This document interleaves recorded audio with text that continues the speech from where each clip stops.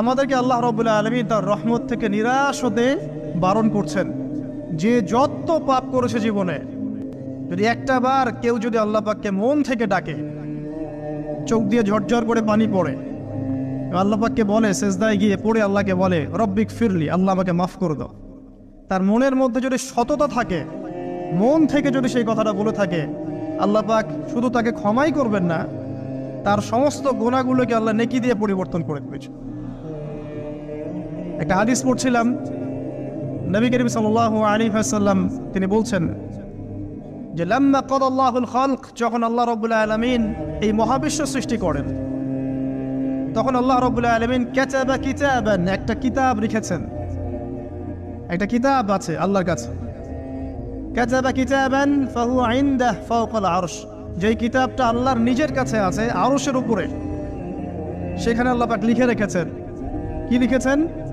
ইন্না রাহমাতি সাবাকাত গদাবি, প্রতিটা ক্ষেত্রেই আমার রহমত, আমার দয়া, আমার করুণা আমার গজবকে পরাজিত করেছে।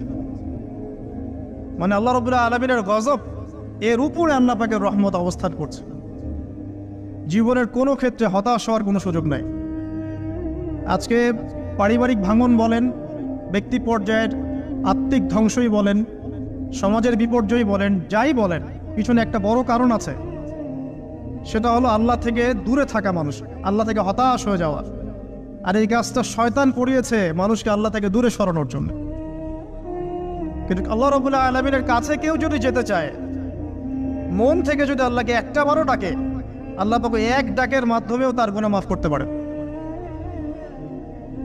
দুজন ব্যক্তির ঘটনা পড়লাম। একজন ব্যক্তি প্রচন্ড রকম আবেদ, প্রচুর ইবাদত করে। আপনারা জানেন ইবলিসও কিন্তু আবেদ ছিল, ইবলিস কিন্তু প্রচুর ইবাদত করেছে। এখন ওই ব্যক্তির একজন বন্ধু ছিল, এটা বানু ইসরাঈলের ঘটনা।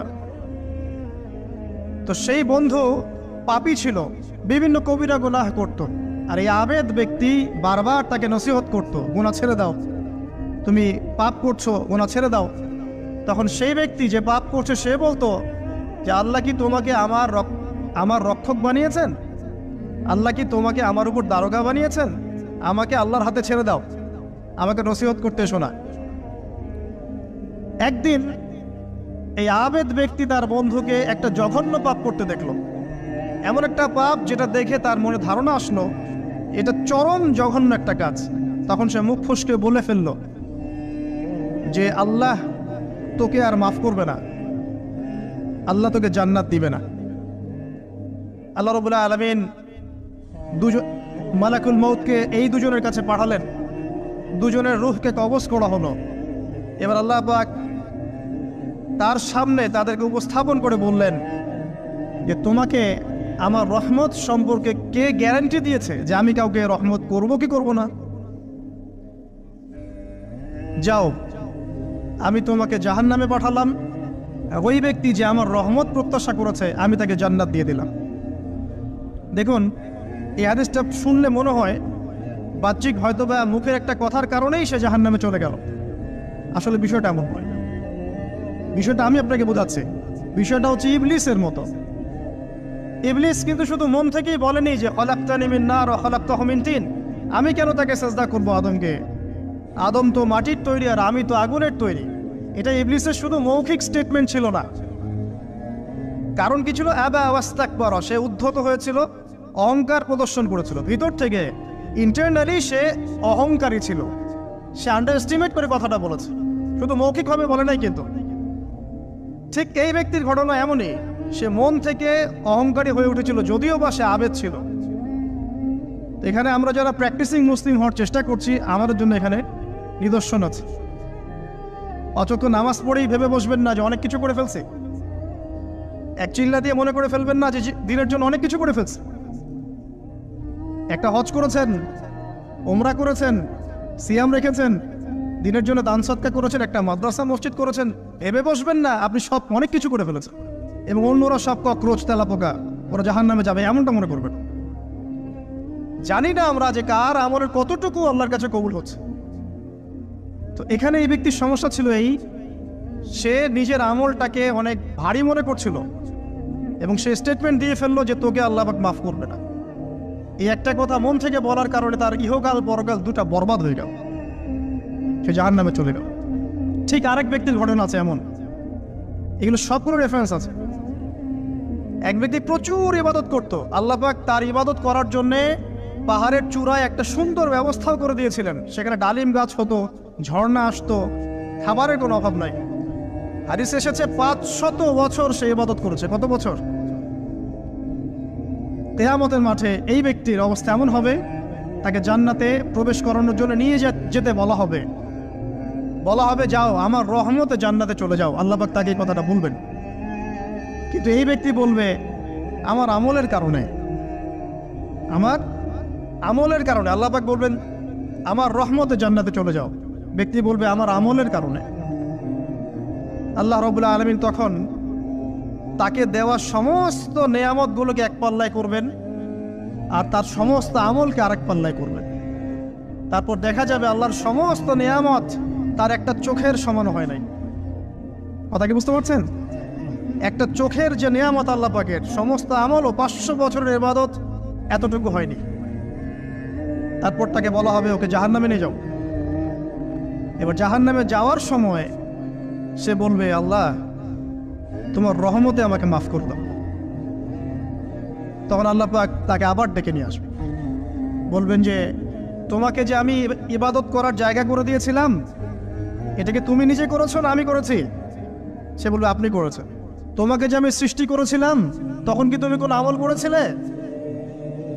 বলবে না।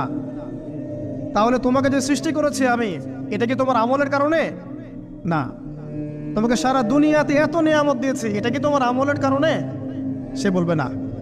তখন তাকে জান্নাতে প্রবেশ করানো হবে। কিয়ামতের মাঠে এমন অনেক ঘটনা ঘটবে যেটা আমাদের চিন্তার বাইরে। আরেকজন ব্যক্তিকে ডেকে আনা হবে, যে ব্যক্তি একটা দুটা নয় বরং 100টা খুন করেছে। সে 99 জন মানুষকে হত্যা করার পর ফতোয়া খুঁজে বেড়াচ্ছিল যে আমার তওবা কবুল হবে কিনা। একজন আবেদের কাছে গিয়েছে। আবেদ আর আলেম কিন্তু এক জিনিস না। আবেদ মানে যে প্রচুর ইবাদত করে, তার জ্ঞান কম, সে শুধু জানে কিভাবে ইবাদত করতে হয়। আলেম হচ্ছে সে যে শরীয়তের গভীর জ্ঞান জানে, আবার ইবাদতও করে। আবার যারা জ্ঞান আছে আমল নাই, সেও কিন্তু প্রকৃত আলেম না। প্রচুর জ্ঞান আছে কিন্তু জ্ঞান অনুযায়ী আমল করে না, সেও কিন্তু প্রকৃত আলেম নন। এবার আসেন তো, এই আবেদের কাছে গিয়ে সে বলছে আমার কি ক্ষমা হবে? আমি 99টা খুন করেছি। সে বলল তোমার আবার ক্ষমা? তোমার ক্ষমা নাই। তখন এই ব্যক্তি এই আবেদকে হত্যা করে 100টা খুন পূর্ণ করলো, ওকেও সে মেরে ফেলছে। আমার ক্ষমাই হবে না তো তোর বেঁচে থাকার কি দরকার, তুইও মর। কি বুঝতে পারলেন? বর্তমান বিশ্বের উগ্র মাথার পলিটিশিয়ানদের মতো অবস্থা।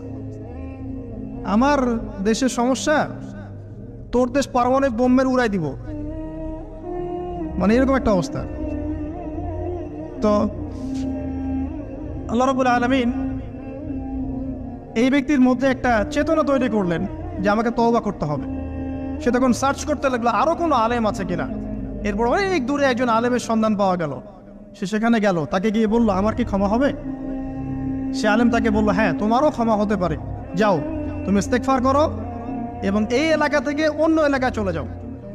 মানে যে এলাকায় তুমি অনেক দিন ছিলে, যেখানে তুমি অনেক পাপ কাজ করেছো, এখানে থাকার দরকার নাই। তওবা করে তুমি অন্য কোথাও চলে যাও, নতুন একটা জীবন শুরু করো। এখানে থাকলে হবে কি, তোমার স্মৃতিগুলো তোমাকে তাড়িয়ে বেড়াবে এবং মানুষ তোমাকে খারাপ নজরে দেখতেই থাকবে, তুমি তখন কষ্ট পাবে। এই জন্য তুমি চলে যাও। তো চলে যেতে যেতে সে রাস্তায় ইন্তেকাল করে। এবার তার রূহ নিবে কে? এই জন্য দুদল ফেরেশতা আসছেন, জান্নাতি এবং জাহান্নামী। তাদের মধ্যে বাক বিতরটা হচ্ছে কে রূহ নিয়ে যাবে। তো জাহান্নামের ফেরেশতারা বলছেন সে এতগুলো খুন করেছে, তার রূহটা আমরা নিব। আর জান্নাতি ফেরেশতারা বলছেন না, সে তওবা করতে এসেছিল, অতএব সে আল্লাহর অভিমুখী হয়েছে, তার রূহটা আমরা নিব। আল্লাহ পাক এখানে একটা কৌশল করলেন। আল্লাহ পাক ফেরেশতাদেরকে বললেন তোমরা রাস্তাটাকে পরিমাপ করে দেখো, যেদিকে যাচ্ছিল তার পরিমাপ বেশি নাকি যেখান থেকে এসেছে ওর পরিমাণ বেশি।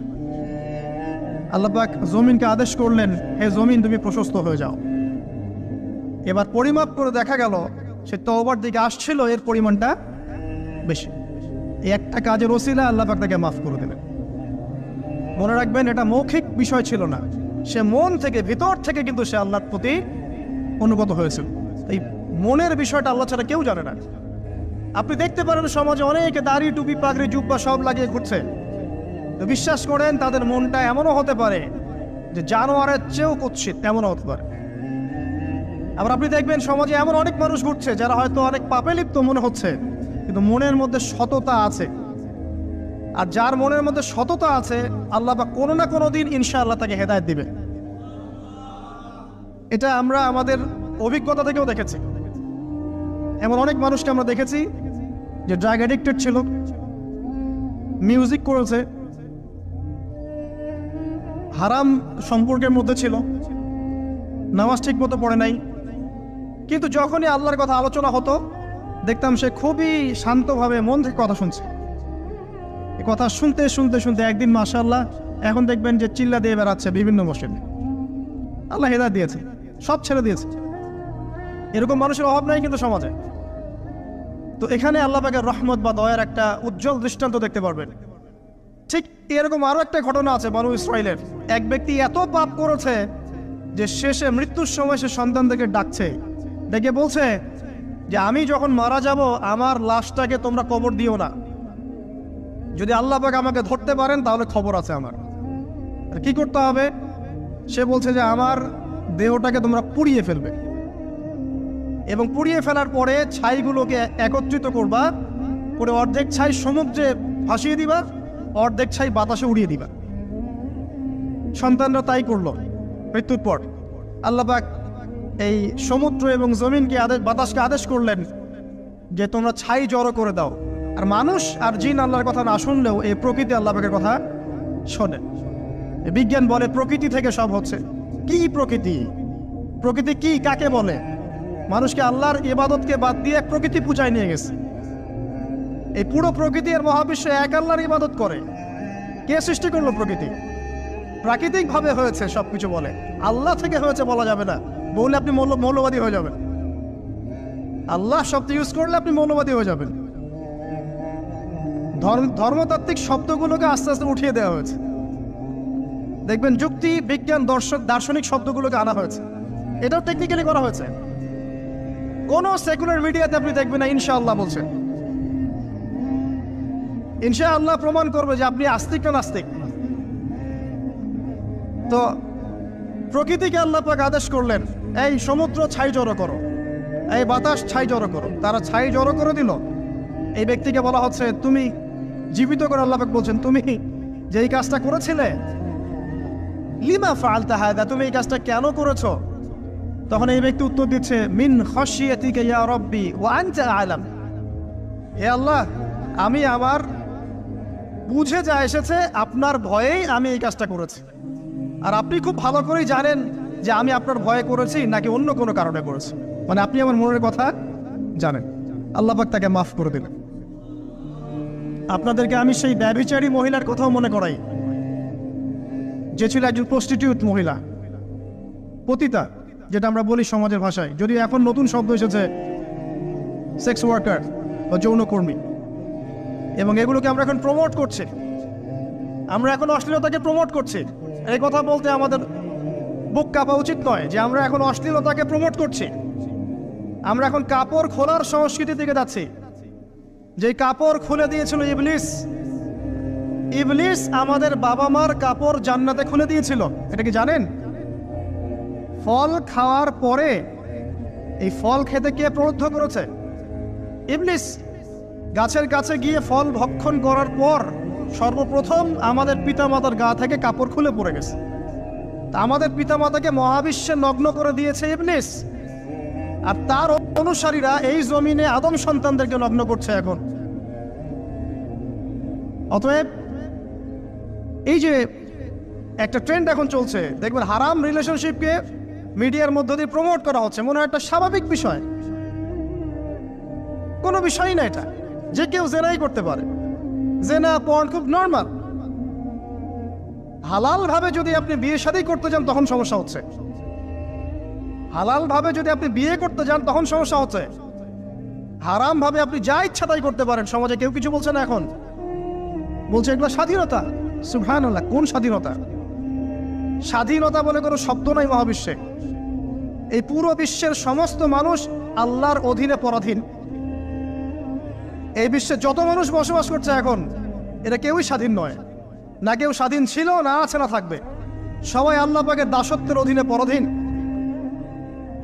স্বাধীন সেই এই পৃথিবীতে যে ব্যক্তি শয়তানের তাবেদারি করে ও নফসের তাবেদারি করে, ও তো স্বাধীন, যা ইচ্ছা তাই করতে পারে। এই যে অশ্লীলতার প্রমোটিংটা চলছে, এটাকে পারিবারিকভাবে বন্ধ করতে হবে। আল্লাহ পাক আমাদেরকে বোঝার তৌফিক দান করুন। এগুলো যত বাড়বে সমাজে মহামারী আসবে, দেখে নিয়ে মহামারী আসবে, দুর্ভিক্ষ আসবে, সমাজে এমন সব রোগ ব্যাধির জন্ম হবে যেগুলো নামও শোনে নাই মানুষ কখনো, এবং সামনে ভূমিধস অপেক্ষা করছে, এগুলো আসবে। যাই হোক, ওই মহিলা, যে ব্যক্তি একজন যৌনকর্মী ছিল, বা যেটা আমরা বলি ব্যভিচারিণী মহিলা ছিল, একটা কুকুরকে দেখেছে সে পানি পান করার জন্য তৃষ্ণার্ত, সে এটাতে মায়া করে, দয়া করে তার মোজাটাকে নামিয়ে এই কূপ থেকে পানি উঠিয়ে কুকুরকে পান করিয়েছে। এই একটা কাজের বদৌলতে আল্লাহ রাব্বুল আলামিন এই ব্যভিচারী মহিলাকে মাফ করে জান্নাত দিয়ে দিয়েছে। হাদিসে এটাও এসেছে, নবী সাল্লাল্লাহু আলাইহি ওয়াসাল্লাম বলেছেন, ইরহামু মান ফিল আরদ, তোমরা সবাই জমিনবাসীর প্রতি রহম করো। জমিনে মুসলিমই থাকতে হবে, তাদের প্রতি রহম করতে হবে এমন নয়, জমিনবাসী যারাই আছে সবার প্রতি রহম করো, জাতি ধর্ম বর্ণ নির্বিশেষে। এমনকি পশু পাখির প্রতিও দয়া করো। ইরহামু মান ফিল আরদ, জমিনে যারা আছে সবার প্রতি রহম করো। ইয়ারহামুকুম মান ফিস সামা, যিনি আসমানে আছেন তিনি তোমাদের প্রতি রহম করবেন ইনশাআল্লাহ। ইসলাম এই কথাগুলো বলেছে 1400 বছর আগে। আজকের এই বিশ্বের সোকল্ড এই মডার্ন বিশ্বে, যেখানে মানুষের রক্তের কোনো দাম নাই, সেখানে ইসলাম পশু পাখির অধিকার নিয়ে কথা বলেছে 1400 বছর আগে। কাদেরকে কি শেখাতে আসেন? কোরআন এবং সুন্নাহর বাইরে অভ্রান্ত সত্যের কোনো উৎস আছে? এখানে যা আছে তাই চূড়ান্ত। মানতে চাইলে মানেন, না মানতে চাইলে জাহান্নামে যান, কেউ তো বাধ্য করছে না। লাকুম দীনুকুম ওয়ালিয়া দিন। আল্লাহ পাকের রহমত দেখেন। আরেকটা ঘটনা আছে এমন, একটা বিড়ালকে বেঁধে রেখেছিল এক মহিলা, খাবার দেয় নাই, কষ্ট দিয়েছে। একটা বিড়ালকে খাবার না দিয়ে কষ্ট দেওয়ার কারণে এই মহিলাকে আল্লাহ পাক জাহান্নামে পাঠিয়েছে। এরকম কত ঘটনা আছে, এই ঘটনাগুলো হাদিসের পাতায় বর্ণিত আছে। কোরআনে কি বলছে দেখুন। কোরআনের আমি কয়েকটা পয়েন্ট আপনাদেরকে খালি বলছি, এটা নিয়ে আমি সকালে ভাবছিলাম। আল্লাহ পাক আদম আলাইহিস সালামকে সৃষ্টি করেছেন আমরা সবাই জানি, কিন্তু আল্লাহ পাক সূরা সাদের মধ্যে বলছেন ইবলিসকে, হে ইবলিস, তোমাকে কিসে বারণ করলো আদমকে সিজদা করতে, যে আদমকে আমি নিজের হাত দিয়ে সৃষ্টি করেছি। আল্লাহ রাব্বুল আলামিন যে আমাদেরকে এত যত্ন করে ভালোবেসে সৃষ্টি করেছেন, এটা কি আল্লাহ পাকের দয়ার নিদর্শন নয়? মহাবিশ্বের অন্য কোন মাখলুক সৃষ্টির ব্যাপারে আল্লাহ পাক বলেন নাই খলাকতু বিয়াদাই, আমি নিজ হাতে তাকে সৃষ্টি করেছি। শুধু সৃষ্টি নয়, সৃষ্টি করার পর আল্লাহ পাক তাকে সমস্ত নাম শিক্ষা দিয়েছেন। এই যে জ্ঞান শিক্ষা দেওয়া, জ্ঞান, এটা আল্লাহ পাকের সবচেয়ে বড় নিদর্শনগুলোর মধ্যে অন্যতম।